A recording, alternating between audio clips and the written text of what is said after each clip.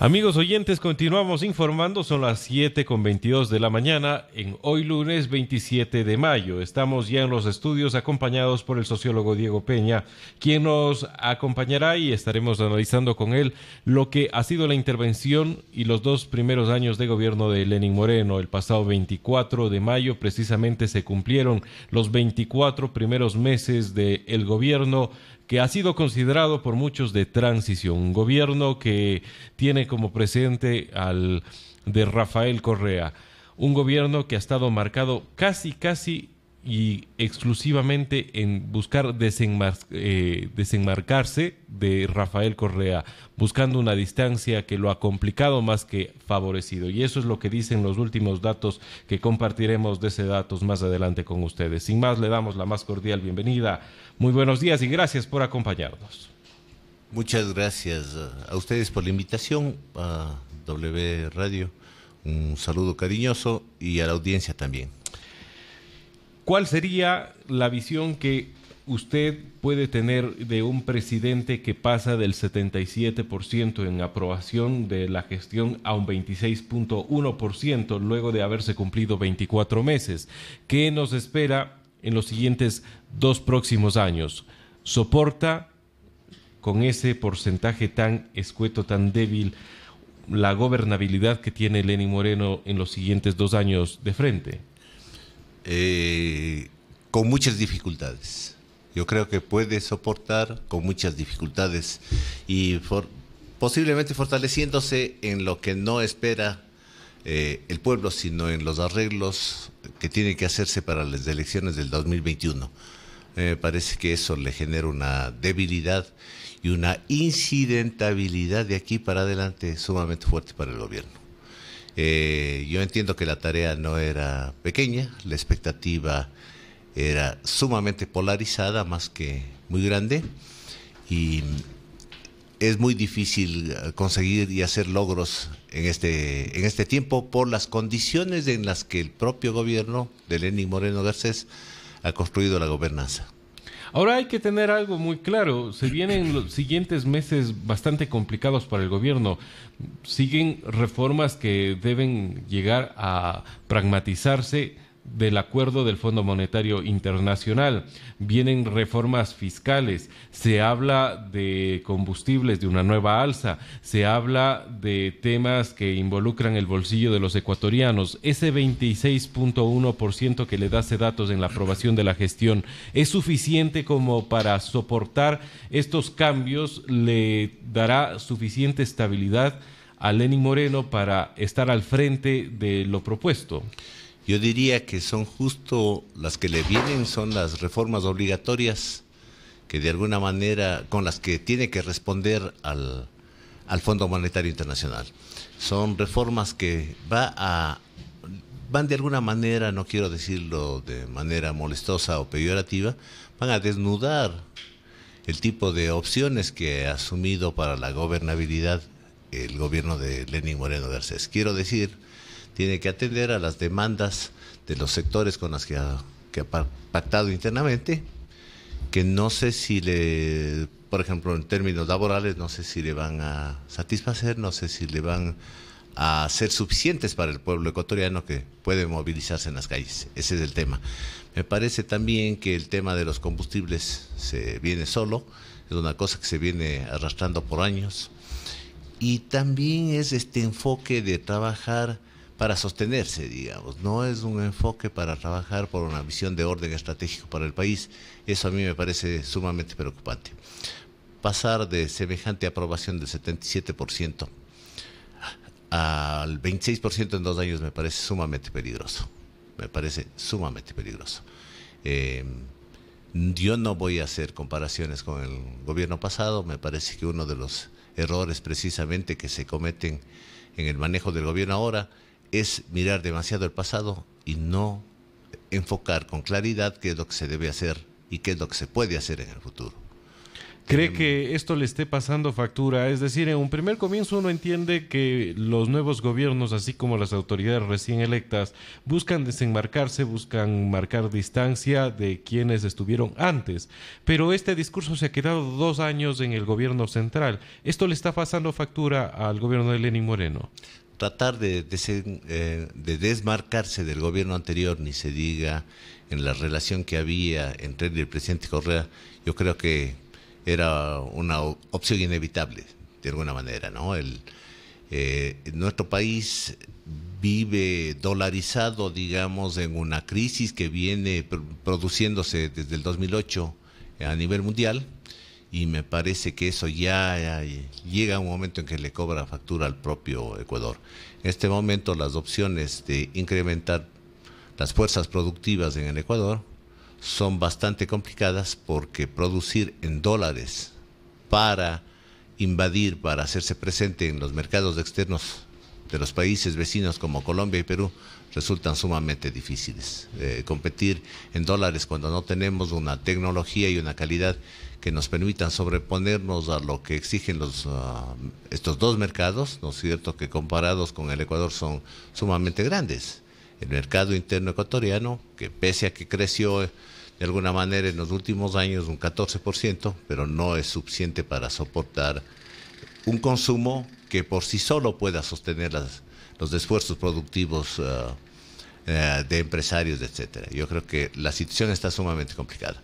Los cambios que tienen que hacerse en términos de los precios de combustibles van a cobrarnos factura en términos de la competitividad. Entonces, la perspectiva de crecer apoyándonos en mercados externos, yo la veo sumamente difícil.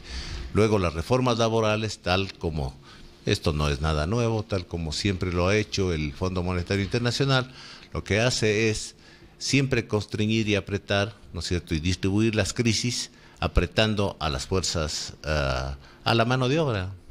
En países como el nuestro es sumamente grave. Nosotros vivimos en la región más dispareja que hay en el mundo, que es América Latina, y somos uno de los países en los que la concentración de la riqueza es mayor comparada con lo que tiene una amplia masa de población aún pobre, que sigue, Juan Fernando, en su mayoría ganando menos de un sueldo básico.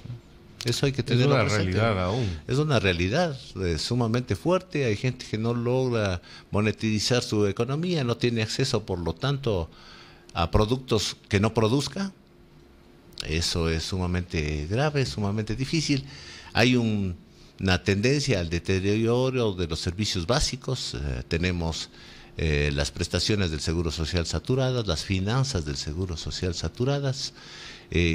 Enfocamos de una manera sumamente particular, o el gobierno nacional enfoca de una manera sumamente particular la crisis del Seguro Social. No debería plantearse como una crisis financiera o técnica.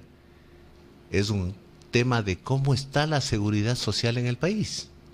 Pensemos que si es que los grupos que accedieron a las prestaciones del Seguro Social, como amas de casa, mujeres básicamente, que sufren de por sí una inequidad sumamente fuerte en nuestro mundo en general y en particular en el caso del Ecuador, jóvenes que están entre 18 y 29 años y no alcanzan todavía plazas de trabajo. Y bueno, ya se ha dicho 1.000.000 de veces el acceso de los campesinos al Seguro Social en contra de aportes que son verdaderamente insignificantes. Bueno, todo eso tiene que atenderse, como el objetivo de un Estado es atender los problemas del país, no las finanzas de una institución. Lo que tenemos que tratar de sostener es la seguridad social, no solo arreglar las finanzas del IES. No solamente las arcas, sino buscar en sí las prestaciones que éstas mejoren. A eso nos referimos. Exactamente. Tenemos que garantizar seguridad social a todo el mundo. Tenemos que reactivar la salud pública para que parte de las prestaciones tengan preferencialmente que pasar, ¿no?, por el sistema de salud pública único, que sea para estos grupos que no están aportando directamente a los fondos del Seguro Social, tiene que pasar directamente por los servicios públicos que presta el Ministerio de Salud. correspondiendo a las condiciones etarias de cada uno de los grupos que hemos mencionado y a condiciones específicas como el grupo mujeres, que requieren atenciones de orden específico, y si no tiene salario, si no tienen con qué aportar, deben pasar primero por las atenciones garantizadas por el sistema de salud pública, que debe ser único, que debe incluir al Seguro Social, que debe incluir al ISFA, que debe incluir a la Seguridad Social de las Fuerzas Armadas, etcétera. Vamos a ponernos un caso hipotético, sociólogo, en caso de que usted pudiera ser el asesor principal del presidente Lenín Moreno, ¿a dónde enfocaría sus esfuerzos en estos siguientes 2 años para mejorar esos números, entendiendo de que si no los mejora puede entrar en una crisis de gobernabilidad? Juan Fernando, hemos compartido en estos días una encuesta importantísima hecha por Sedatos en 17 ciudades del país. Y en esa encuesta lo que vemos es un deterioro tremendo de la credibilidad del presidente de la República.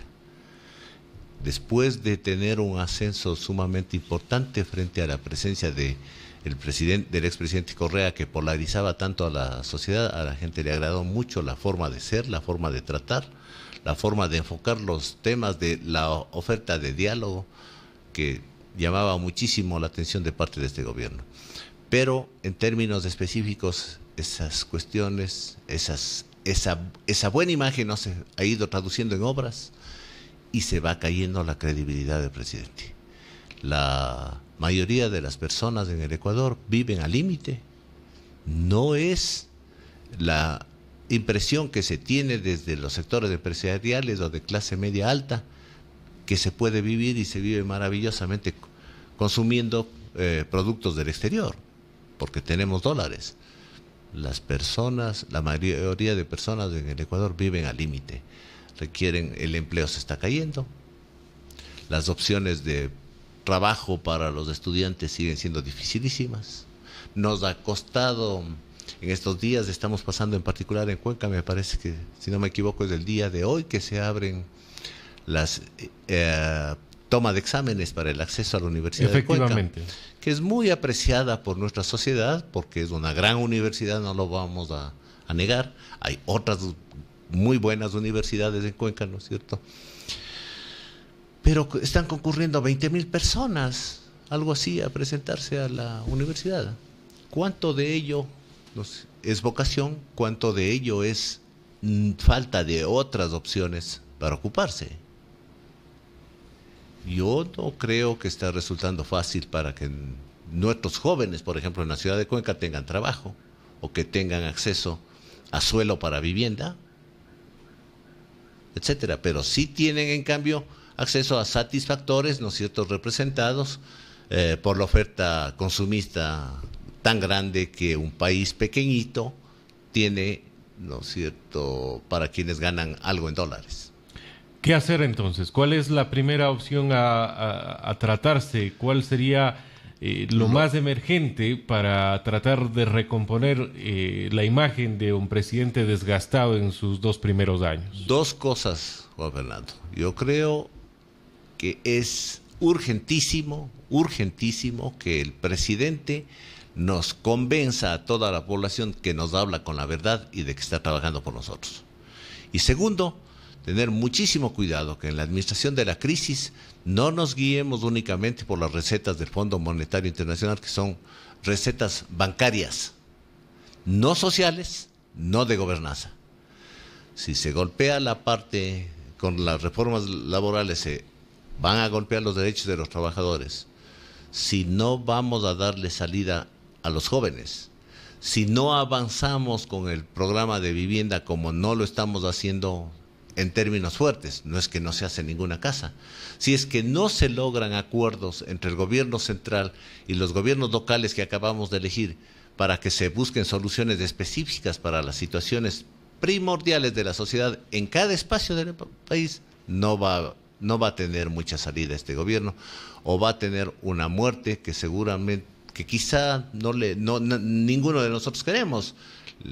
Vaya a sufrir un traspié este gobierno, pero no puede vivir, por el bien de la población, no puede vivir 2 años siendo incidentado con reclamos por falta de derechos, por falta de concreción en las obras, por la detención de la obra pública, etcétera. ¿Cuánto puede influir en la situación del país las nuevas autoridades electas? Dígase en el Azuay y Cuenca, refiriéndonos a Yacu Pérez Guartambela en la prefectura y Pedro Palacios en la alcaldía. Este tipo de figuras nuevas incluso en el nivel de gobierno, porque políticamente Yacu Pérez no es nuevo, pero sí teniendo una cuota de poder, ¿cuánto puede influir a que existe esa gobernabilidad de la cual nos estamos haciendo referencia en esta mañana? Juan Fernando, como sociólogo, así vemos los sociólogos las cosas. Cuando recién elegimos autoridades, produciendo una renovación de las personalidades en nuestro espacio local, hay que ser optimistas, hay que buscar sumar fuerzas. Pero lamentablemente tenemos dos entidades, dos niveles de gobierno que son recibidos en términos de una carencia feroz de recursos. Cuenca con unas deudas tremendas, con varias de las empresas públicas no funcionando, el gobierno de la SUAY con deudas, atándose por inexperiencia a veces las manos los nuevos gobernantes en términos económicos, diciendo no vamos a cobrar la tasa solidaria, no vamos a hacer eso, no vamos a hacer el otro, sin establecer claramente prioridades. No quiero olvidarme, más allá del agua, creo que es una prioridad fundamental para todos nosotros y todos tenemos que sumarnos, pero hay que encontrar las otras prioridades sobre vialidad y ese tipo de cosas. Tenemos que sumarnos todos, las condiciones son muy difíciles, no lo son para nuestras autoridades, lo son para nuestra ciudadanía. Esa perspectiva es la que no maneja el gobierno nacional. El gobierno nacional, ¿no es cierto?, maneja una perspectiva de sostenerse, de siempre estar preocupado, de distanciarse de ciertas formas políticas en las que participó, para sostenerse y para durar. Es un gobierno de transición que no ha logrado contagiarnos una visión de un nuevo Ecuador. No lo ha hecho, no lo ha podido sostener con obras. Tenemos una retórica que muchas veces la gente no la comprende, como no la comprende, no la cree. Esa retórica cuántica, perdón que sea un poquito desenfadado. Usted ve que yo evito algunos adjetivos que son sumamente repetidos por actuar respetuosamente. Creo que tenemos que ser respetuosos con nuestras instituciones, con nuestras autoridades, pero tenemos que ser al mismo tiempo muy exigentes, muy claros, para que se juegue con la verdad y para que en las opciones de distribución de los problemas de la crisis no sean las mayorías las que salgan perjudicadas. Cierto, cierto. Finalmente quisiera saber precisamente de lo que veníamos conversando. La crisis económica que viene golpeando al Ecuador no es nueva, es una crisis que ha tenido sus momentos. El momento más crítico se enfoca ya en el 2015 según las cifras públicas. Ahora, esto no quiere decir que hemos mejorado la calidad de vida. La calidad de vida sigue en desmedro de la situación que el país trata de recomponer a través de deuda. Esta deuda genera malestar porque sigue creciendo. Esta deuda puede ser finalmente la gota que puede derramar este vaso de paciencia con los políticos que hoy nos gobiernan. ¿Cuál es su opinión al respecto? Esta es mi última pregunta. Para arrancar, quisiera, Juan Fernando, afirmar rotundamente que yo no soy enemigo de endeudarse, ni en lo público ni en lo privado. Con esa misma fuerza quisiera decir que cuando en lo doméstico un padre o una madre de familia adquieren una deuda, tienen que ser absolutamente responsables, selectivos y eficaces en la aplicación de los recursos que han obtenido por deuda. Porque no debe ser así en el país. Tiene que ser profundamente eficiente con la operación de la deuda. Tiene que haber claridad cuál es el programa económico que tenemos para adelante.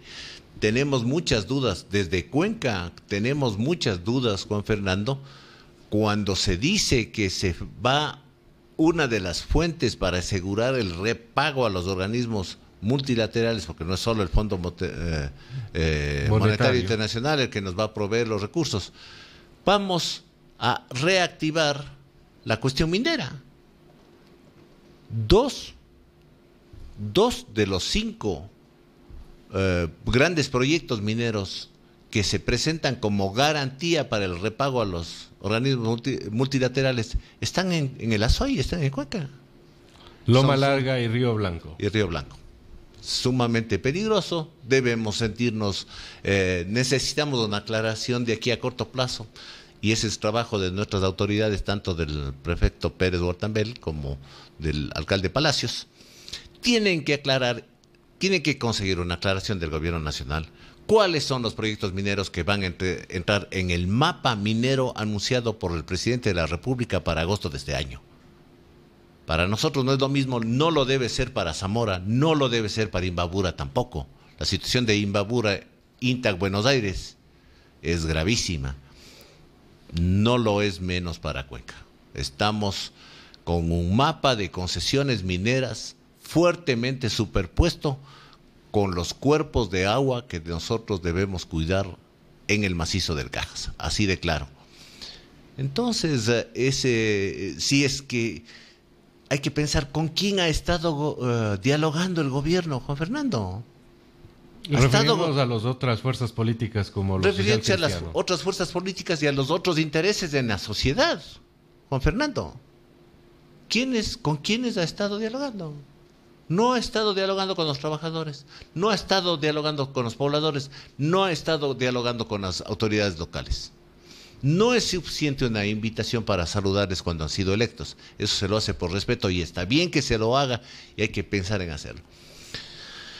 Juan Fernando, necesitamos un diálogo mucho más efectivo. En el caso de Cuenca y de la Azuay, en el 2020 vamos a cumplir el 2º centenario, por lo tanto vamos a cumplir el bicentenario, ¿no es cierto?, de la autonomía de Cuenca y de la Azuay.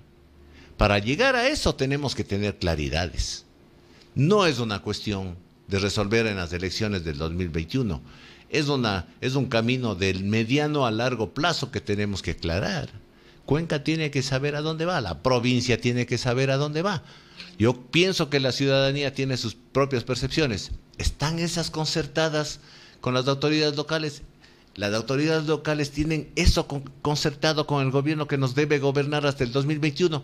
Esas cosas hay que ponerlas en efectivo. Eso es administrar la crisis, eso es administrar una visión.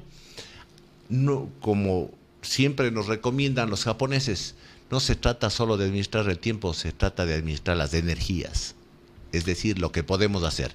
No está bien que no tengamos claro y que tengamos que esperar sin hacer nada de aquí al 2028, a agosto, perdón, de 2019, para que se aclare por parte del gobierno nacional sin que nosotros intervengamos cuál va a ser el mapa minero en el Ecuador. Eso no está bien. Creo que de la última declaración que usted da puedo colegir de que si bien ha existido ese llamado al diálogo, poco o nada se ha concretado en acciones que den cuenta de que del diálogo se han emprendido acciones a favor de escuchar a los diferentes grupos y extractos de la sociedad, entre ellos uno de los más golpeados, que sin duda es el de los trabajadores. Por un lado se les llama a dialogar, por otro lado se les cierra las puertas cuando no es conveniente para el gobierno, no es adecuado, y ahora con esta receta que muchos están preocupados, como es la del Fondo Monetario Internacional. Estos y otros temas, sin duda, estarán afectando aún más los ya pocos o nada grupo de aceptación que tiene el presidente Lenín Moreno. 26.1% ha dicho Sedatos, del 77% con el cual empezó hace 2 años, un 24 de mayo. Algo para finalizar, sociólogo, referente del análisis que hemos llevado a cabo en esta mañana. Me siento en la obligación de llamarle la atención a la ciudadanía cuencana sobre que hay muchísimas formas de diálogo. Unas son las que se hacen con las cámaras, unas son las que se hacen en los salones de la presidencia. Pueden haber otras formas de diálogo también. Expresar una opinión es una forma de diálogo, sea o no oída. Buscar los caminos para que sea oída, sea en la calle, sean los manifiestos. tienen que ser utilizados. No puede la ciudadanía cuencana quedarse quieta ante una perspectiva no muy clara, sumamente complicada para nuestras autoridades. No tiene nunca que dejar de colaborar la ciudadanía con nuestras autoridades locales, pero tiene que empujarles a nuestras autoridades locales a que nos generen aclaraciones en la relación con el gobierno nacional. Y si no lo logramos, hay que hacerse oír en donde sea necesario, porque los intereses de la ciudadanía no pueden eternamente quedarse postergados atrás de las bambalinas de otro tipo de diálogos que no nos competen directamente. Muchísimas gracias. Hemos conversado con el sociólogo Diego Peña en esta mañana, precisamente por haberse cumplido el pasado 24 de mayo 2 años del gobierno de Lenín Moreno. Un gobierno que tiene aún sinsabores y números en rojo. Un gobierno que su estabilidad y su permanencia en los siguientes 2 años sigue en juego. Gracias, sociólogo. Amigos oyentes, continuamos luego de esta breve pausa. Usted escucha la hora clave de la W.